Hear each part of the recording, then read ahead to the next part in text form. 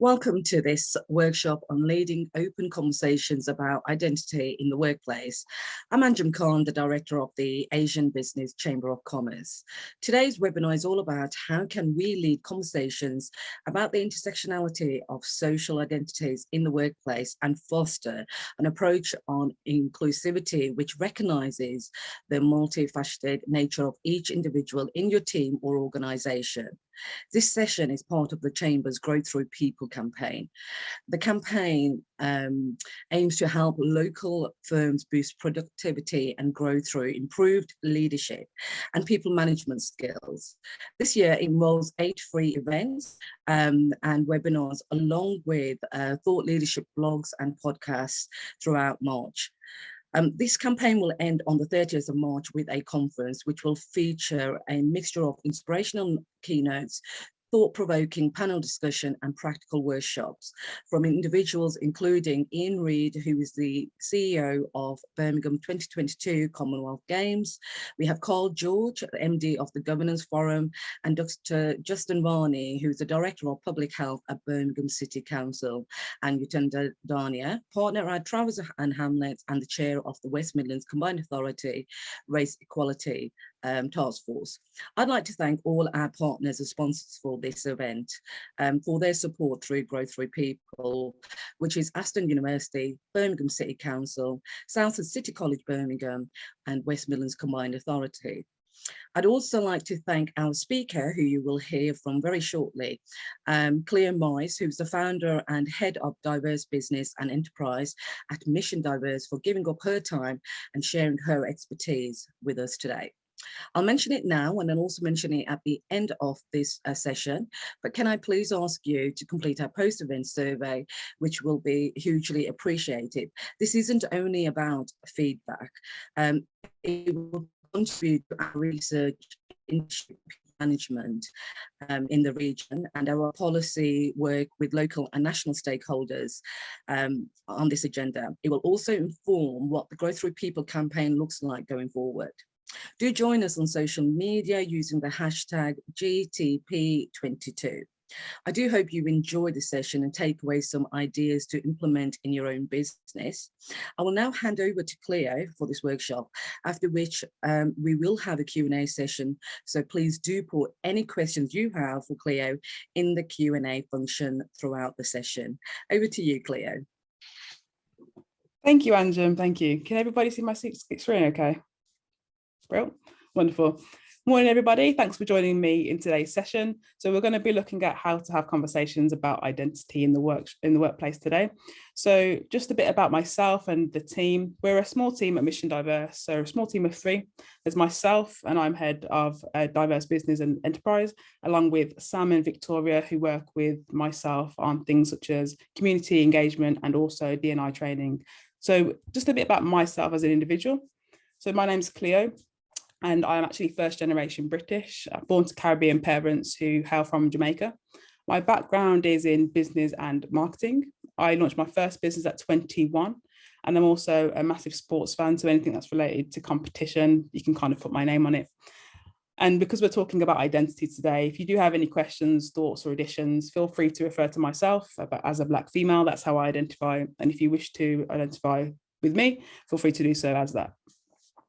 So a bit about Mission Diverse as an organisation. So we're actually a social enterprise, which means we're set up to reinvest back into the community. So we like to kind of use this phrase in language, investing or connecting companies and communities. But we're locally Birmingham based, and we do a lot of work with organisations around diversity and inclusion training, race, equality, diversity, equity and inclusion, as well as things related to things like unconscious bias. And actually the revenue that we make from those workshops, training sessions and consultancy services get reinvested back into our community enterprise programs. So we do a lot in terms of engaging people from local communities through workshops such as this and other support mechanisms that we employ within organisations. So our goal really is to upskill people within the community through entering the workplace or potentially launching their own business.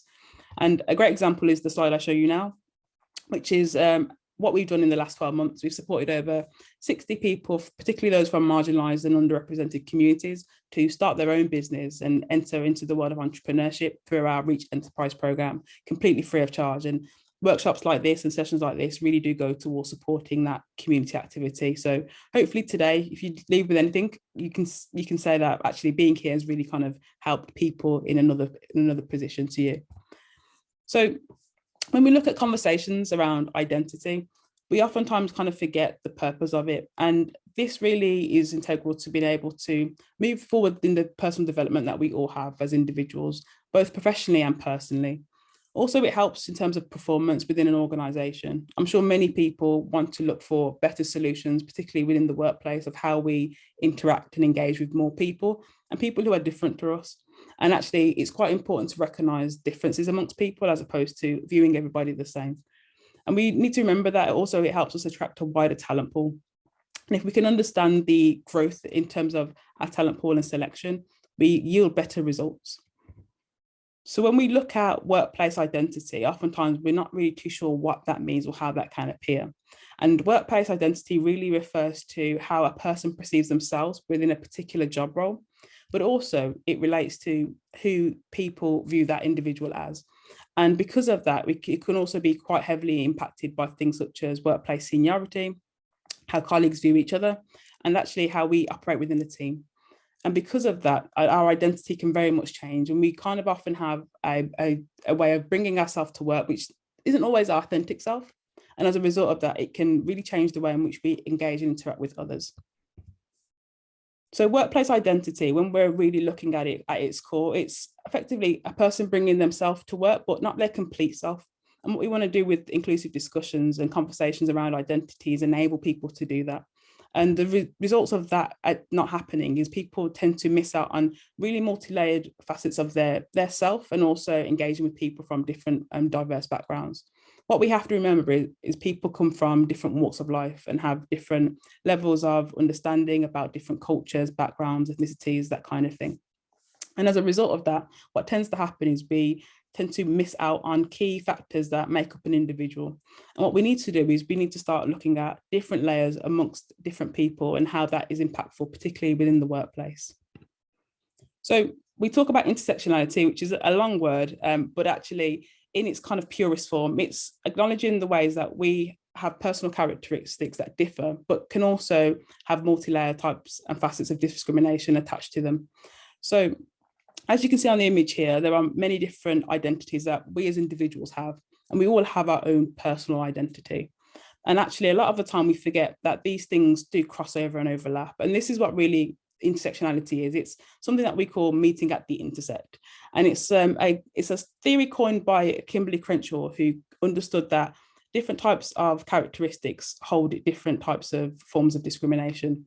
And as a result of that, when they are mingled together, it creates its own unique type of discrimination. So instead of looking like this, where we look at individual characteristics individually, it starts to look like this, where there's an overlap, there's an intersect between different types of personal characteristics. But because of that, what we might do is we might end up avoiding particular conversations around particular intersections. So for example, we might look at gender and age, or race and let's say sexual orientation. And we don't look at them in contrast to each other. We tend to look at them as separate objects. And as a result of that, it can actually lead to, one, oppressing people's voice, particularly when it comes to conversations, but also ignoring things like particular types of discrimination that could be happening in the workplace within your teams. So just to have you thinking, really, I want to get you thinking a bit about this. How do you communicate within your team or within your organization? Are you considering different characteristics that impact people within your team? Or are you looking at them holistically, i.e., are there certain types of characteristics that do overlap, but actually we're not taking them into consideration? We need to look at them more. Also, are you having focus groups and discussion forums? Are you enabling people to speak their truth? Or are you kind of mitigating it to a certain topic of discussion? Because when it comes to having conversations about identity, the whole point is allowing people to be open in their thought process and in their deliberations.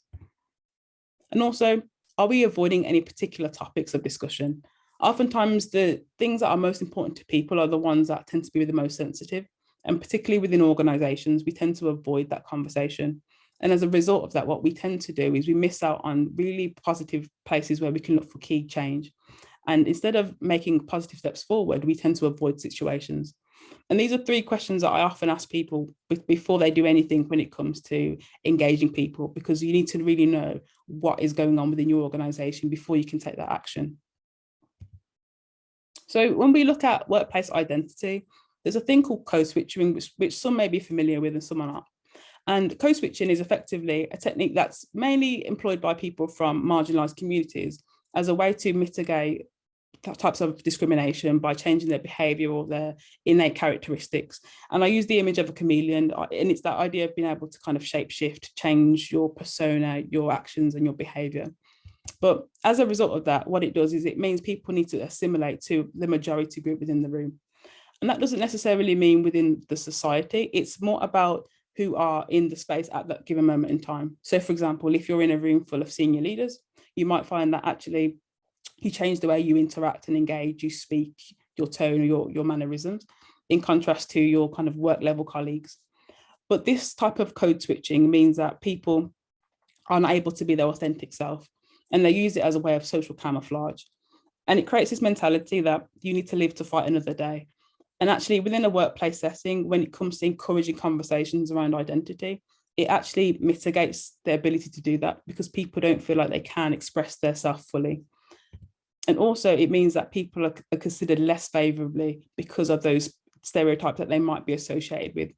And effectively what it does is it creates a logical solution to an illogical problem. And what I mean by that is if someone's fearful of being discriminated against and they behave differently, they're not able to be their true self or express themselves openly. And therefore we don't have those two-way conversations that most people really want to engage within. So I'll give you the example when it comes to code switching, some things that people may do or may employ. So people may change the way that they speak. They may change their hairstyle because it might be considered less professional. I think in 2022 now we are seeing a lot more openness around things like hairstyle and acceptability, particularly those from different backgrounds and marginalized communities. And also how people express themselves, and they don't want to be associated with things such as stereotypes. So I use the example here of the angry Black woman, which is a stereotype that has kind of followed many people of colour for a long while, particularly women, who when they speak out loud, they're considered to be aggressive or angry. And a result of this is they might code switch to appear more quiet and subtle, even though that they are just, engaging in their normal day-to-day activities. And actually what it does is it suppresses a person's want and ability to be themselves and have these open conversations. So I always say to people, when you are looking at having conversations about identity, are you allowing people to express themselves fully without being judged? And I'll touch on this a bit later on when we come to creating environments which are inclusive for everybody to kind of consider. So when we look at code switching, there are benefits to code switching for people in terms of they might be considered more professional, and it might open them up to more opportunities like promotions or pay rises. But also it can make someone become more introverted. So what I mean by that is someone may not feel comfortable in expressing themselves fully, and as a result of that, they go the opposite way and don't express themselves at all. And also it might give off the negative impression around stereotypes without wanting to draw attention to oneself. And as a result of that, they don't feel like they can express themselves openly. And also this kind of accumulates into being less willing to get involved in conversations.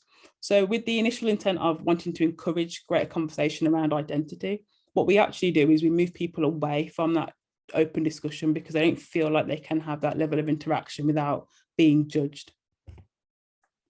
And I use this kind of I use this burning wick example where you see, the fire burning out over time. And that tends to be how an employee might feel that when they are having to code switch throughout their day-to-day actions and activities, i.e. they might not feel that they can engage fully. So they start to kind of become more reserved. They don't feel like they're being listened to, and their kind of fire starts to burn out over time. Also, it decreases the level of their willingness to participate and productivity. If you can imagine someone not feeling unable to engage and interact, actually what tends to happen is they tend to be more reserved and set back. So when it comes to encouraging conversations around identity, we've now looked at kind of the issues that are associated with it. I wanted to look at some kind of solutions to help encourage more people to engage within it. So I use this saying all the time, which is allowing someone to bring their authentic self to work. And what that means is look for a cultural additions, not culture fits. And what that means is oftentimes we hear this language, you're not a good fit for the organisation, or you need to fit in with the organisation. When actually what we want people to do is add to our organisation. What will they bring to our team or our group of people that is a bit different? You know, if they have any cultural differences, we want them to bring that to the table as opposed to fit in with everybody else. Similarly, when we're looking at people expressing themselves, particularly within the workplace, are we letting them be their authentic self, or are we kind of restraining that ability to be more productive? So when we talk about being your authentic self, we're saying allow people to bring their own unique insights into the workplace. We're also allowing them to offer their unique perspective, because people see things from different points of view. And actually, are we allowing them to offer that point of view and offer those unique solutions to their problems that they might identify, which we might never see? Also, it allows them to bring new ideas to the table without feeling fearful. So oftentimes we can feel fear when we're having conversations about different characteristics and how they play a part. And actually what we need to do is allow people to have that breadth of space to be able to do so. And also it might enable you to engage with deeper and different demographics that you weren't able to tap into previously. If someone's allowed to bring their authentic self to work, what you're actually saying is, we want you to bring your whole self and all the additions alongside it. And also they're less likely to suffer that burnout. So as I mentioned, in terms of the matchstick, if you can see people are allowed to be their authentic self, they're less likely to burn out, particularly within those workplace settings. And also what we want to do, particularly within any team, is you want to increase the level of productivity that we see amongst our teams.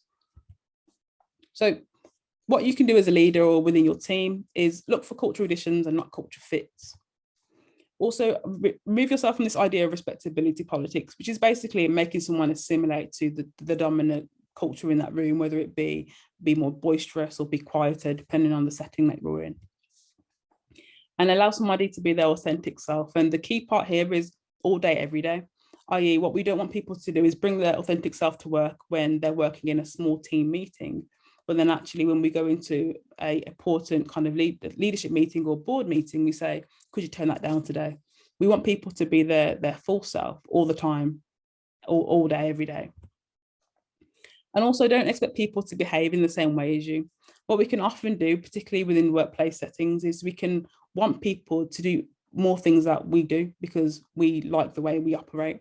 But what we don't do then is we don't allow people to find out what works for them. And as a result of that, we really reduce our options in terms of communication styles and engaging. So when we look about considerations around identity, I always start with this option. There's no right or wrong. When we look at conversations, we tend to move down this kind of right, wrong, good, bad dichotomy. And this is where most of the issues tend to start before a conversation's even taken place.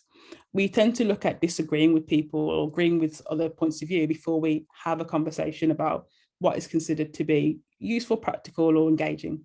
So when you have a conversation with anybody, whether it be a team member, a group meeting, a board level, C-suite meeting, we remove these types of language of right and wrong. And we just say, look, everyone has their own point of view and we're going to allow people to voice it. It doesn't necessarily mean you have to agree, but we're not going to go down this kind of right and wrong, good, bad route. Also, what we think about is psychologically safe spaces. Now, psychological safety is a key part in order to have good conversations around identity. And what I mean by that is the belief that you won't be punished or humiliated for speaking your thoughts, ideas, or asking a question or making a mistake. Oftentimes people don't contribute to conversations because they're nervous about how it would be taken. And by creating a psychologically safe environment, what you're allowing people to do is speak freely and openly without fear of repercussion.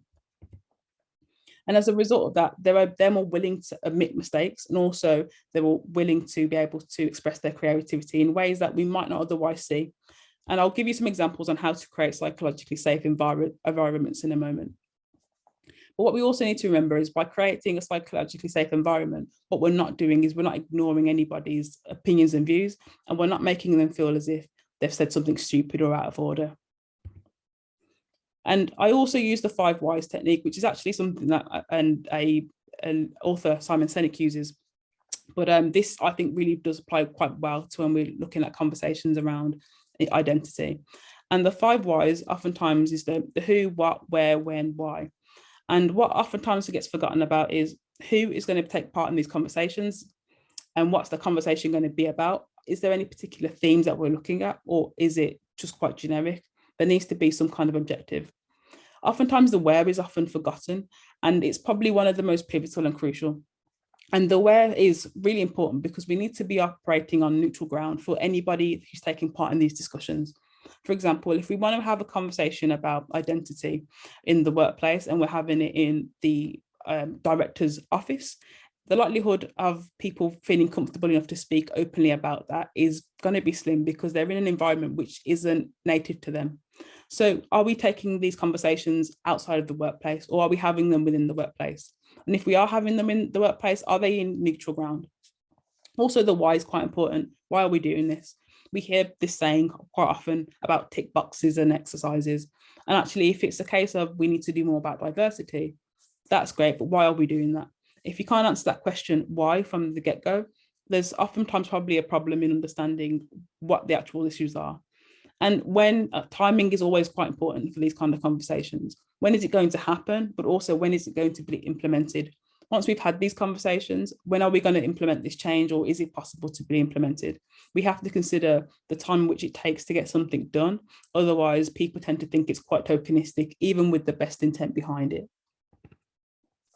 And also commitment. So we oftentimes hear people's commitment to diversity and inclusion, but actually, are they partaking in actual change? Are the people there in the room that can make the decisions on, are they the change makers?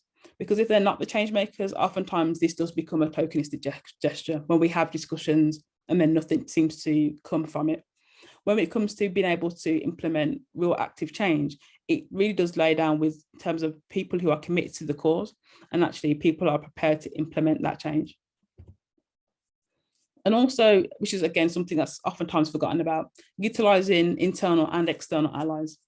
So we hear about kind of diversity networks and forums and champions, and actually looking outside of your network can be as pivotal as the networks you have within your business.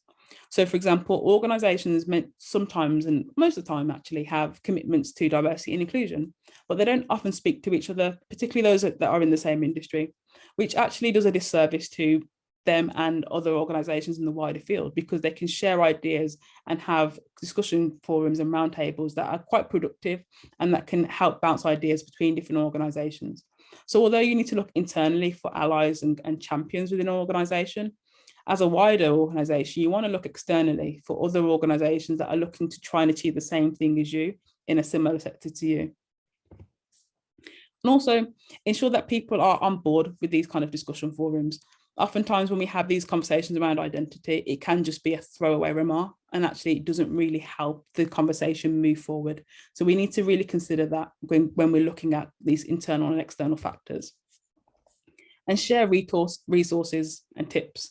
I can't tell you how many times we've done workshops, and at the end of it, we give tips to people to implement, but then we also give a set of recommendations following training sessions and a free workshop, a resource workshop, because that is the crucial point when people are able to really access and tap into those things that we've talked about. You need to give people guidance following sessions and workshops and tips and tricks, because those are the practical things that they can implement going forward. So I mentioned I was going to give you a tip on how to create psychologically safe environments for having conversations. And this is a really simple one, and one that you can start doing pretty much after we get off this webinar. And it's called a gut check. And it's called a 10-minute gut check for this reason. The gut check is oftentimes something that you feel innately within your gut, but you're not too sure whether you should say out loud. So when we hear this saying, I had a gut feeling, it's the same thing with a gut check. And what it does is it allows somebody to speak their mind openly and freely before or at the end of a meeting. And this could be in a group setting, or it could be as an individual. And what I mean by that is you could be in a meeting with your team and you could say, gut check, does anyone have anything to add?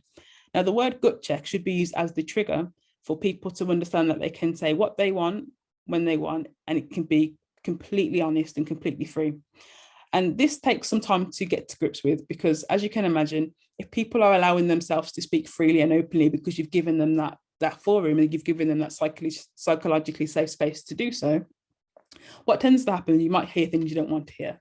So it might take time for you to get over the initial shock of a gut check, but actually once you do it consistently and for long enough, it becomes innate within the culture where people don't take offense to things that have been said and actually take them on board as advice.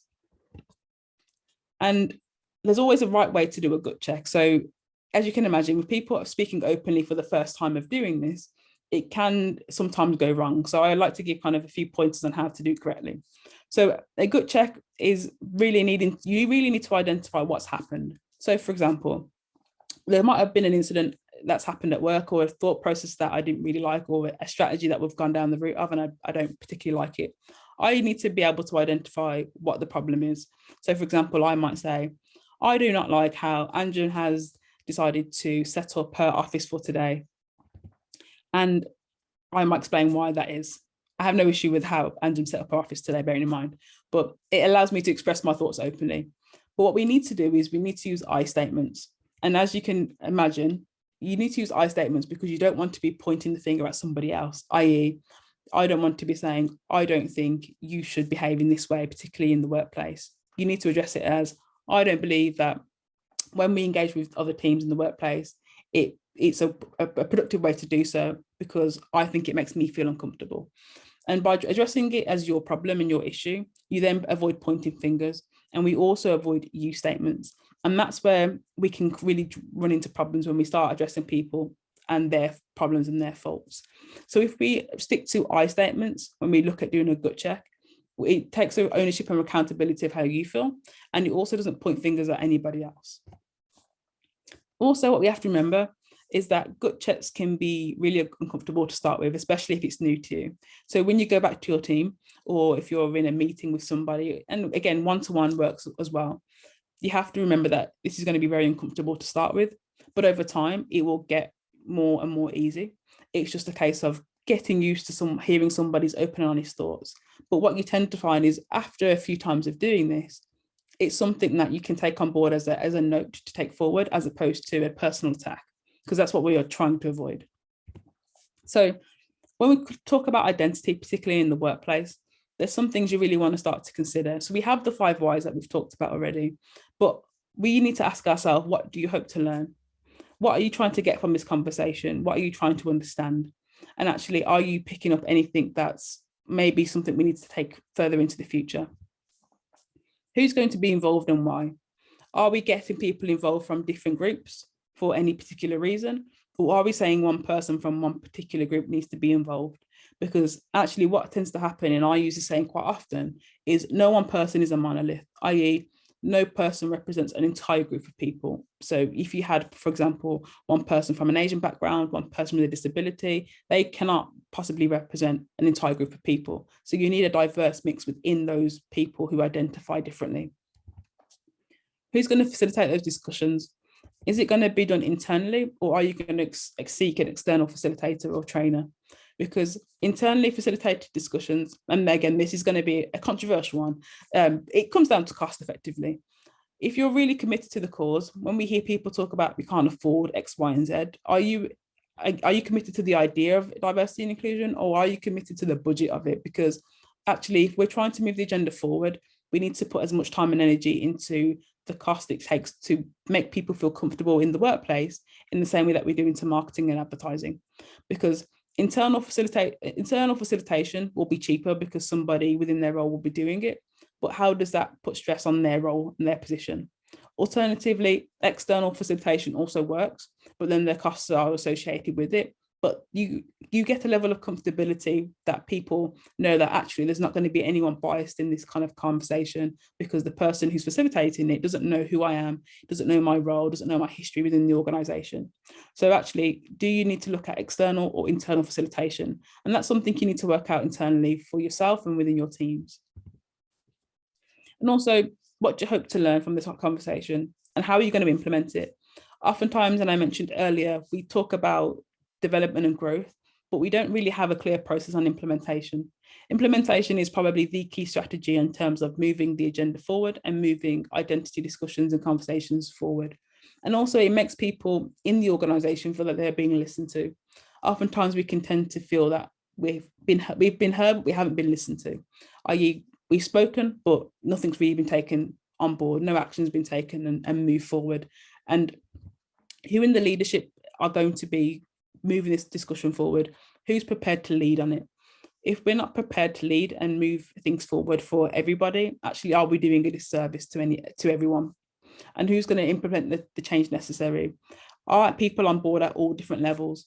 Have we got the managers, the senior leaders, the board members, the CEO on board with it? Or is it just something that's kind of been discussed at the top and agreed at the bottom, but the middle level managers aren't really on board or sync with it?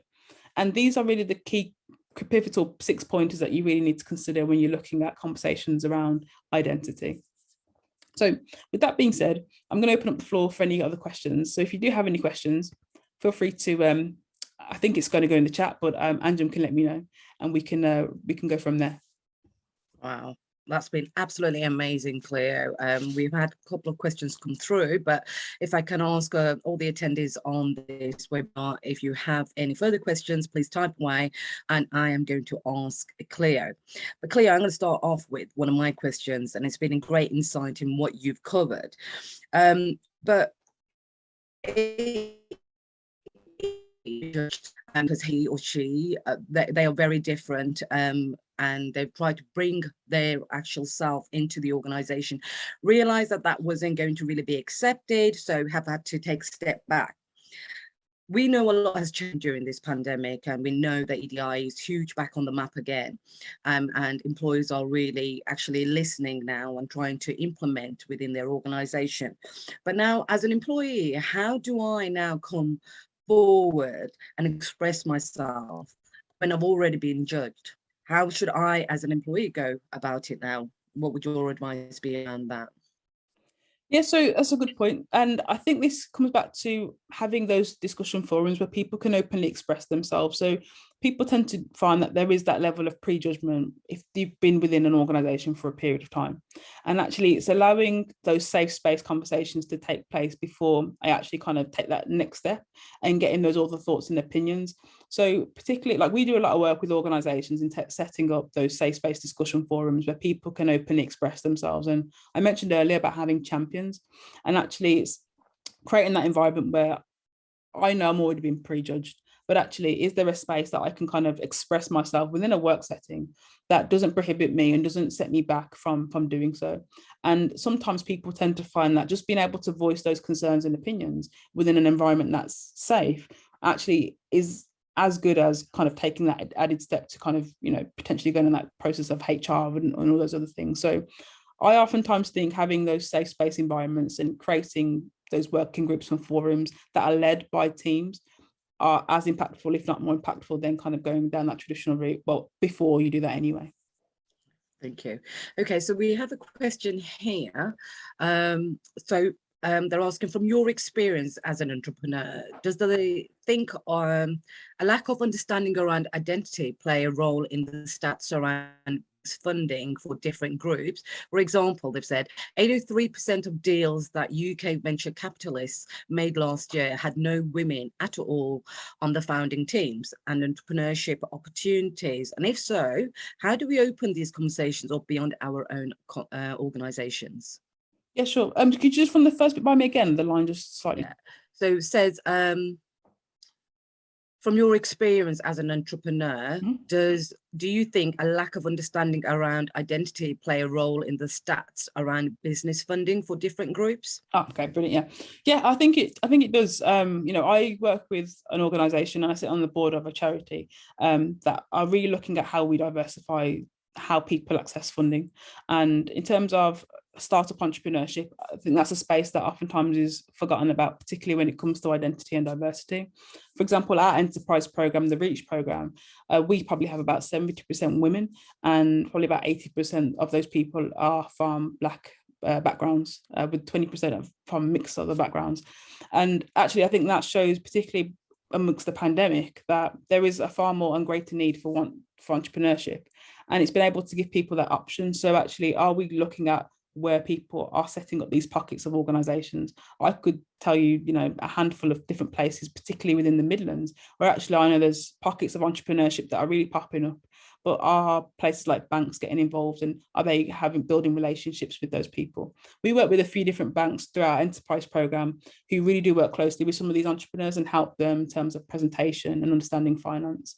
And actually it's tapping into those smaller pockets of people that do have that understanding, and utilizing programs like ours, for example, that can put you in touch with diverse funders and that people who are learning. I would never say that in the space of entrepreneurship, people are starting to learn more about diversity in that space, but there are different programs that are accessible. And if anyone's interested, I can happily send them over to you via email, and you can disseminate.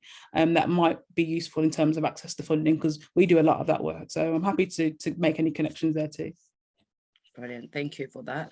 Okay, another question for you. So how can we facilitate better, more meaningful dialogue about identity as employers? I know you shared it a little bit today, but do you think that does home or remote working and the shift towards communicating increasingly via Zoom or Teams impact on these conversations? So face-to-face was very different, of course, but with what we've experienced over the 2 years, and some of us are still working from home, that has a different impact? Yeah, so I think in terms of the impact for employers, you could argue both ways in honesty. So people working from home by nature, it's just the psychology of it. You are far more relaxed, you are far more yourself when you're at home. I'm sure most people sat behind well, not most people, but some people might be sat behind the computer, dressed from head to toe in their work attire and in their pajamas on the bottom. And actually it creates that level of, I'm prepared to be a bit more open because I'm in my safe space. So I talked about psychological safety earlier. Working from home, it has a mixed effect in terms of, I'm in a safe environment because I'm within my four walls. And as a result of that, I feel like I can have those conversations and I can be more vocal because I'm not face to face with somebody. But alternatively, some people might find that their four walls isn't their safe space at all. They might find that they're more productive and efficient in a work environment. So actually, it might be a case of looking at the hybrid mix for some people. Many places are looking at that now, and actually giving people the option. And I think a lot of organizations are starting to do that as an employer. We, for a long time, have gone through this process of, you need to be in the workplace in order to do anything productive. You need to be in the workplace to have a diverse engagement with people, when actually we can have the same level of interaction virtually. And it might be more comfortable for some people who might be more introvert, for example. When we look at intersectionality, that doesn't take in just the 9 characteristics. It also looks at things like social class, education, emotional status. And those are the things that tend to get forgotten about when we look at having those conversations about identity. Someone's willingness to contribute virtually might be far greater than it would be in the office. So why shouldn't we give them that opportunity to do so if they feel that that's more productive for them? Sure. No, fantastic. I do agree with you. I do believe that people have now as well, those who probably are not comfortable communicating when there's loads of people around in a room, may be able to communicate effectively through Zoom or Teams as well. So yeah, great point.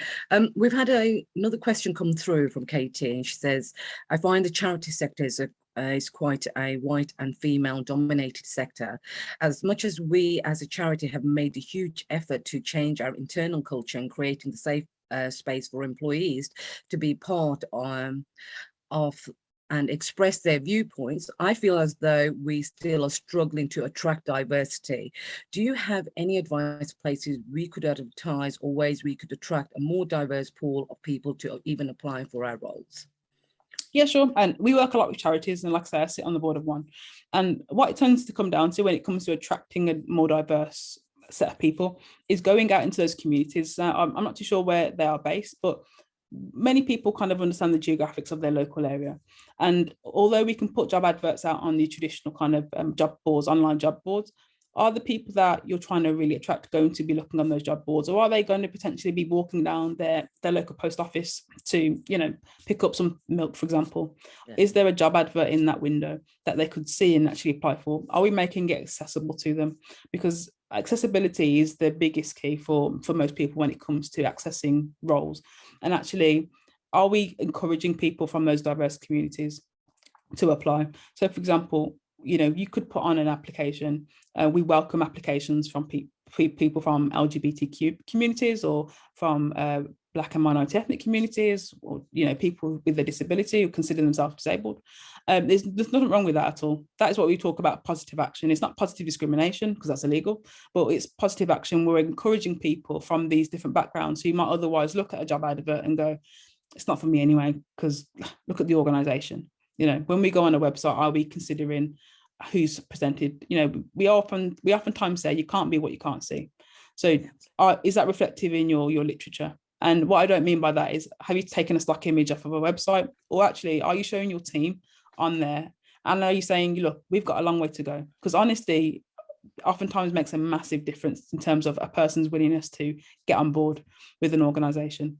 And for many people, that honesty can go a long way with saying, you know what, I want to get on board with that change. And if I'm going to be the first person, I'm not going to be a token, but I'm going to be the start of a positive progression. So you need to look at where you're advertising these roles and what you're using in terms of language on those job adverts, for example. Totally agree. And anyone on the call on this webinar today, those of you who are Asian Business Chamber of Commerce members, one of the new benefits that we introduced was you can advertise your job role through our platforms as well. So if you're not a member, it's not a plug really, but if you're not a member, do speak to your relationship manager. But this is free of charge for ABCC members, where we're giving them the opportunity to advertise their post to try and reach out to a wider audience as well. Okay, so another question for you. What does good look like? How do you know you're getting this right? People feel like they can be their fullest selves at work. So just give us another pointer or two on that. Yeah, sorry, the line broke up a bit again. Sorry. No, it's all right. Is it my internet again? No, it's all right. Sorry. What does good look like? Mm-hmm. And how do we know, how do you know you're getting this right? And how can people be their full selves at work? Well, that's a great question. So what does good look like? That tends to be a barometer within the organisation. And oftentimes we forget to do kind of the pre-analysis before we do the post-analysis. What I mean by that is, are we checking the temperature of how people feel at the moment and what they want the organisation to look like? And that will tell you what good will look like and where you're at now. And it's that uncomfortable truth, kind of like a gut check, where you need to be able to have an honest conversation with the people in your team or your organisation or the wider organisation to get an idea of how they feel now and actually what they want the organisation to look like. And then it gives you a barometer to work to. It gives you a pattern and a path you can work towards. For example, if you find that everyone's completely dissatisfied with how, let's say, for example, senior leaders treat people from marginalised communities, and what they would like to see is they might want to see not a case of promoting people from diverse communities because that's what they want to see, but they might find that actually there's people within these roles that should be in those positions. Are we creating any kind of pathways to enable them to be ready for those positions to enter into? Are we creating any kind of programs for it? And that you might find there that, well, actually, yeah, that's a great way we never considered before. That might be what good looks like to you. But for another organisation, they might already be there, but they might not be seeing the success. So we need to really work out the temperature before we do any of the kind of actual actions going forward. And what was the second part of that question again? It was, write it down here. And people feel like, so it's about getting it right, and how can people feel like they can bring their fullest selves at work? Yeah.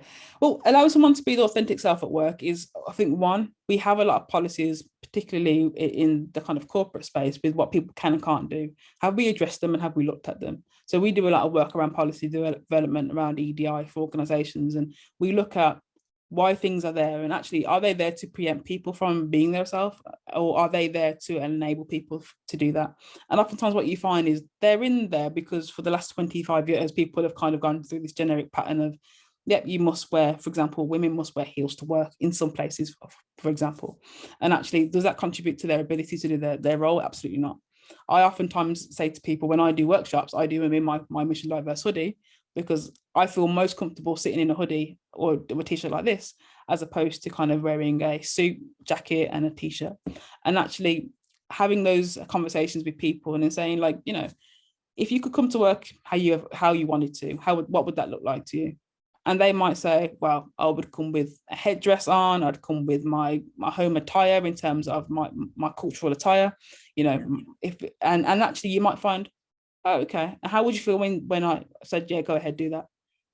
They'd be like, I feel great because I wouldn't have to kind of second guess what I'm wearing in the morning if people would look at me in a different type of way.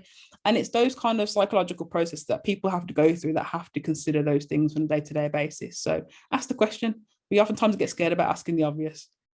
Yeah, no, totally agree with you. And I think things have started changing. I mean, within our organisation, coming back to the office, the smart wear, if you've got meetings and we're a bit more filled out, so I get to wear my trainers and it's fantastic to be able to do that. So I have one more question for you. What employers perhaps that you've worked with do you see doing this really well? So is there any examples that you can share that, I think you mentioned during your presentation that there are organisations who have really invested in this, but is there an example that you can give us? Yes, I can use the example, for example, the Heart of England Community Foundation, which I work alongside with. They do a lot of work in terms of understanding, like some things I've mentioned, where they are now, and actually what we can look to develop, and also making it open to others to say, look, we really want to progress change. And I think about another charity, Groundwork UK, they're actually doing a lot of work in terms of how they can progress change in terms of within their organisation and build a culture that isn't about a tick box and an exercise.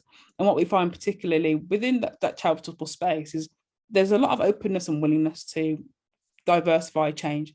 It's a case of what are the next steps for us and how do we implement that? And actually, how do we move it from a conversation to actual steps? And I think within the charitable space, just because of the nature of it, there's a very openness and willingness to kind of look at how we can really develop organisations going forward. And you mentioned Ian from the Commonwealth Games. We work with the Games as well to really look at how they can move the Games forward in a more diverse way. And they've done a lot of work exponentially in terms of engaging people from diverse communities, which again holds a lot of work in terms of discussion forums and engage people from diverse backgrounds. Yeah, no, fantastic to see that. And we're all on a learning journey. We are, and there is absolutely nothing to kind of hold yourself back on that we shouldn't be doing it because we don't know. And I agree with you. If you don't know, buy in the expertise.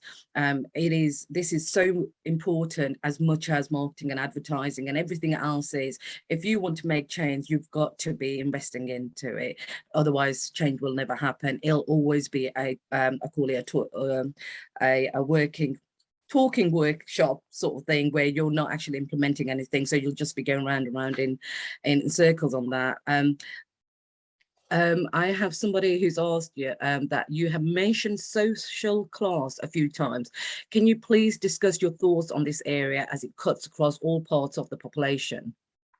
Yeah, sure. So social class, I think, is an interesting one because, like you mentioned, it cuts across different types of divides. Yeah. And when we look at social class, I think of anything from you've got, your working class individuals to your state school educated individuals, and those always collide, but not always in a bad way. So when we talk about social class, there tends to be this negative connotation, where if you're, let's say, for example, you're middle class or you're working class and whatever the case may be.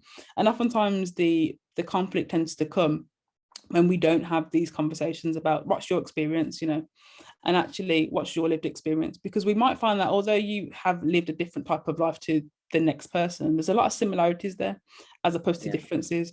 And I always talk about genetics. So when we look at, for example, the world population, there's only a 6 to 8% difference in terms of genetic makeup. And when we look at social class, it's somewhat similar, that we don't really have that much of a disparity. It tends to be the lives that we've lived, which is the difference maker here. So even though you might have, for example, come from a more well-off background and someone might come from a more deprived background, it doesn't necessarily mean that you share two different viewpoints. It just means you've had different experiences. And it's about harnessing those experiences and actually, how do we make them mesh together? And if they don't mesh, absolutely fine. But how do we make them work cohesively at the same time? And actually, it's about understanding people's different lived experiences as opposed to kind of judging them for their stance in the world. Because a lot of the time, or some of the time, we can't really do much about how we've developed as individuals. It's about how do we make us work together as individuals, particularly in a workplace setting. Great. Hopefully that's answered that question as well. So I'm just going to have a quick look to see if there's any hands. Okay, one more to go, I promise you. But it's great. And, you know, this is what our webinars are about. Ask what you need to or what you'd like to, and Cleo will do her best to answer. Can those who perhaps don't have leadership or management positions support and be allies for those who feel perhaps nervous to be their full selves in their workplaces? And then how can we influence upwards to encourage our organizations to be more inclusive? So there's two. Yeah, that's a great point. So in relation to the first point, that is yes. But what we talk about allyship, I think we tend to think it tends to be from, you know, leaders, people in managerial senior positions and working downwards. I oftentimes say, you know, diversity and inclusion starts at the top down, but actually allyship can start from any point in any part of an organization. And allyship honestly is about providing support to a person who feels like they need it. So it's not necessarily about, you know, I don't hold this position within in an organization. Someone that might be struggling with a particular conversation that pertains to their identity, they might confide in you as an individual. That in itself is allyship, allowing them to openly express how they feel, maybe in a one-to-one setting or maybe in a small group setting, but actually being open to listening as opposed to being there to maybe critique or say something. And I oftentimes refer to things like micro-invalidations, which is a completely separate topic, but I'll touch on it briefly here. And that is basically not allowing somebody to express how they feel or their experiences and invalidating them based on certain language that you might use to say, you know, I'm sure it wasn't meant like that. And that does a disservice to the person who's experiencing that emotion or whatever that is that they've experienced. You just being open to listening to somebody is as much as an ally as you can be in that moment. That is wonderful. And we need to do more of that, particularly within workplace settings. But we also need to be willing to speak alongside that person, not for that individual, but actually speak alongside that person. So if they do raise it with anybody in particular, you can say, well, actually, no, I saw what happened in that moment and how it made them feel, because it's having that level of support that gives a person that encouragement to speak out and, you know, be open about their feelings or their experiences. You know, no one's saying you need to take on the baton, but you need to be prepared to kind of help that person in their challenge that they might be facing. And what was the second part of that question? Sorry. Second part, I'm going to go back to it. How can we influence upwards to encourage our organizations to be more inclusive? Yeah. So again, this is kind of a tricky one because influencing upwards is always hard. I always say kind of go from the top down, because oftentimes and unfortunately, a lot of the influence tends to start kind of at that leadership position. But if you are at that level where you kind of want to have those conversations, you can also kind of mobilize yourselves in terms of, right, the leaders aren't going to do it in the team, the managers aren't going to do it. Let's have our own kind of discussion forum and let's put down on paper what we want to achieve and who's the next person we hand that over to. So it's not always a case of having to mobilize from the top down. It might be a case of there's a certain group of people here that don't feel like they're being listened to. And actually we've come together and we've worked out, this is what we want to see, and actually this is the things that we think are actionable, because oftentimes it's quite easy to make demands, but it's not as easy to figure out the solution. And actually, if you can work out what you'd like to see in terms of a progression, not so much a solution, you can present that to a senior leader or a manager or to the board or the CEO and actually say, look, this is what we think is workable and this is what's doable. But oftentimes if we kind of have a feeling and there's no real kind of process behind it, i.e. it's just a conversation, oh, I can't stand this and how this is done, it oftentimes just looks like whining, which we're trying to move away from. It's more about being able to mobilize, but strategically. So does anybody else feel the same as me? Yeah, okay, brilliant. Let's have a conversation. What do we think we want to see more of? Cool, we've worked that out. Now, how are we going to implement this as a team or as a group of people? Once we've done that, right, brilliant. Then we pass it on to the next person who's in charge, and we then annoy them to the nth degree about how we push it further forward. So sometimes it does take a bit of resilience. Great. So we've got just one more question to go, and that is it. We will be done with questions. But how can we challenge stereotypes and discriminating language in the workplace? So, you know, sometimes people have banter, and banter's not okay. It's crossing that line. Yeah. So I tend to find banter or the idea of a joke. I don't tend to subscribe to the idea of banter. I think it tends to be an excuse that's used when you've offended somebody quite openly. And in terms of, what was the question again, in terms of discrimination? Apologies. Sorry. I have a memory like a sieve. Here we go. Sorry, no, that's it. How can we challenge stereotypes and discriminating language in the workplace? Yeah, so when it comes to challenging it, it tends to be a lot of education that's required. And people hate this answer, but if you don't know what is happening in that moment, it's hard for you to kind of challenge it. So we do a lot of work around kind of training people around microaggressions, microvalidations, biases, and actually how not to confuse the two. So for example, we hear the word unconscious bias used quite often nowadays, and that oftentimes is used as an excuse or as a justification for obvious and very overt or covert discrimination. But actually, as individuals, are we able to distinguish what is discrimination, what is slight ignorance, and what is just a lack of understanding? Because if we're not able to differentiate the two, it's really hard for us to combat that type of language and behaviour. And I would always say the idea of kind of banter, workplace banter, is oftentimes dismissed as some kind of subtle rudeness or some kind of meaningful intent to kind of offend somebody. And actually, it's been able to kind of quite quickly distinguish what's happening in that moment, because these things happen quite quickly when someone feels like they're being stereotyped. I used the example earlier of the angry Black woman. That's a 1950s trope that was depicted in TV, in black and white TV a long time ago. And it stuck for years to come, whereas, you know, people from different racial groups are considered loud and brash. And actually allowing people to be their authentic self doesn't mean they're living up to a stereotype whatsoever. It means they're being who they are. And actually, once you allow people to be their authentic self, you realize that these stereotypes shouldn't really exist because everyone's very much different in their own right. So I think, one, it comes down to a level of education and training and understanding about what the differences are between discrimination, what's considered ignorance, what's considered banter, even though I don't subscribe to banter, and actually what is genuine discrimination. So yeah, that's what I would oftentimes say. Yeah, thank you. I'd like to say a massive thank you to you, Cleo, for joining and sharing your insight this morning. I am sure all our attendees today have learned so much. I know I definitely have, so thank you so much.